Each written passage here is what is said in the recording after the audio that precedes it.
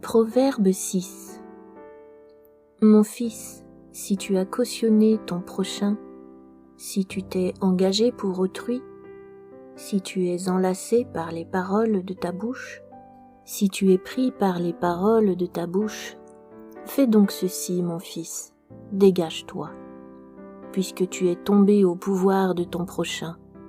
Va, prosterne-toi et fais des instances auprès de lui. Ne donne ni sommeil à tes yeux, ni assoupissement à tes paupières. Dégage-toi comme la gazelle de la main du chasseur, comme l'oiseau de la main de l'oiseleur.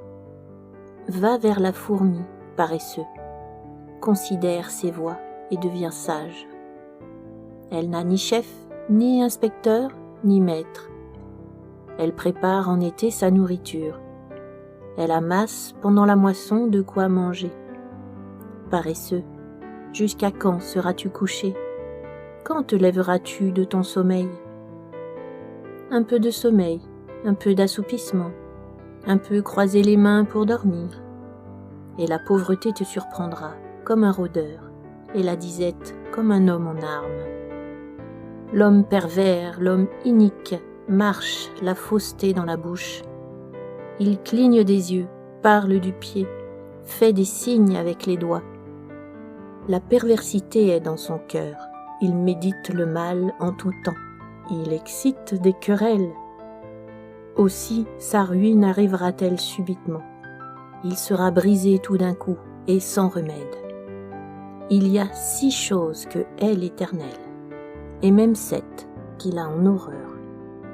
Les yeux hautains, la langue menteuse, les mains qui répandent le sang innocent, le cœur qui médite des projets iniques, les pieds qui se hâtent de courir au mal, le faux témoin qui dit des mensonges, et celui qui excite des querelles entre frères. Mon fils, garde les préceptes de ton père et ne rejette pas l'enseignement de ta mère. Lis-les constamment sur ton cœur, attache-les à ton cou. Ils te dirigeront dans ta marche, ils te garderont sur ta couche, ils te parleront à ton réveil, car le précepte est une lampe et l'enseignement une lumière. Et les avertissements de la correction sont le chemin de la vie.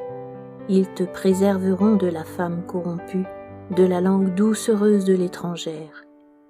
Ne la convoite pas dans ton cœur pour sa beauté, et ne te laisse pas séduire par ses paupières, car pour la femme prostituée on se réduit à un morceau de pain, et la femme mariée tend un piège à la vie précieuse. Quelqu'un mettra-t-il du feu dans son sein sans que ses vêtements s'enflamment? Quelqu'un marchera-t-il sur des charbons ardents sans que ses pieds soient brûlés? Il en est de même pour celui qui va vers la femme de son prochain. Quiconque la touche ne restera pas impuni. On ne tient pas pour innocent le voleur qui dérobe pour satisfaire son appétit quand il a faim. Si on le trouve, il fera une restitution au septuple. Il donnera tout ce qu'il a dans sa maison. Mais celui qui commet un adultère avec une femme est dépourvu de sens. Celui qui veut se perdre agit de la sorte. Il n'aura que plaie et ignominie, et son opprobre ne s'effacera point. Car la jalousie met un homme en fureur, et il est sans pitié au jour de la vengeance. Il n'a égard à aucune rançon, et il est inflexible, quand même tu multiplierais les dons.